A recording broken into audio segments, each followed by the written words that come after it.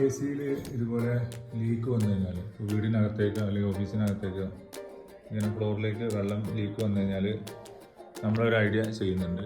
Idea ചിലപ്പോൾ നിങ്ങൾക്ക് അറിയാമായിരിക്കും, എന്നാലും ഞാനൊന്ന് കാണിച്ചു തരാം. ആദ്യം ഇങ്ങനെ ബോട്ടിൽ ഒരു വെള്ളം എടുക്കുക. എന്നിട്ട് അതിൻ്റെ മുകളിൽ ഒരു ഇൻസുലേഷൻ വെച്ചിട്ട് എന്ത് ചെയ്യണം, നമ്മൾ ഈ പുറത്തെ ഡ്രെയിനേജ് പൈപ്പ് ഉണ്ട് അതിലേക്ക് കണക്ട് ചെയ്യാം. ഈ പുറത്തേക്ക് വെള്ളം വരുന്ന ഡ്രെയിനേജിൻ്റെ അവിടെ കണക്ട് ചെയ്തിട്ട് ജസ്റ്റ് ഇങ്ങനെ പ്രസ് ചെയ്തെടുക്കുക. നല്ല ഫോഴ്സിൽ പ്രസ് ചെയ്യണം. അപ്പോൾ അങ്ങനെ 1-2 പ്രാവശ്യം ഫോഴ്സിൽ പ്രസ് ചെയ്ത് കഴിയുമ്പം ഇതിൻ്റെ ഉള്ളിൽ അടിഞ്ഞിട്ടുള്ള ചളി റിട്ടേൺ വരും. വേണ്ട, ഈ കുപ്പിയിലേക്ക് ഇതിൻ്റെ ഡ്രെയിനേജിലുള്ള ചെളിയാണ്, പൊടിയാണ് വന്നിട്ടുള്ളത്.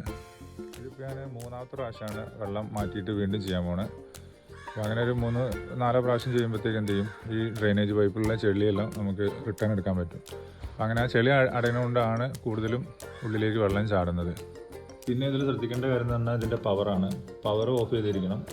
പിന്നെ ഈ ക്ലീനിങ് കഴിഞ്ഞാൽ ഉടനെ തന്നെ പവർ ഓൺ ചെയ്യരുത്. അപ്പം രാവിലെയൊക്കെ ഇത് ക്ലീൻ ചെയ്യുകയാണെന്നുണ്ടെങ്കിൽ വൈകുന്നേരം ഓൺ ചെയ്യായിരിക്കും എ സിക്ക് കുറച്ചും കൂടി ലൈഫ് കിട്ടാൻ സാധ്യതയുള്ളത്. മറ്റേ ബോർഡിന് കംപ്ലയിൻറ്റ് വന്നു കഴിഞ്ഞാൽ വീണ്ടും കൂടുതൽ പ്രശ്നങ്ങൾ ഉണ്ടാകാൻ സാധ്യതയുണ്ട്. അപ്പോൾ അതും കൂടി ശ്രദ്ധിക്കാം.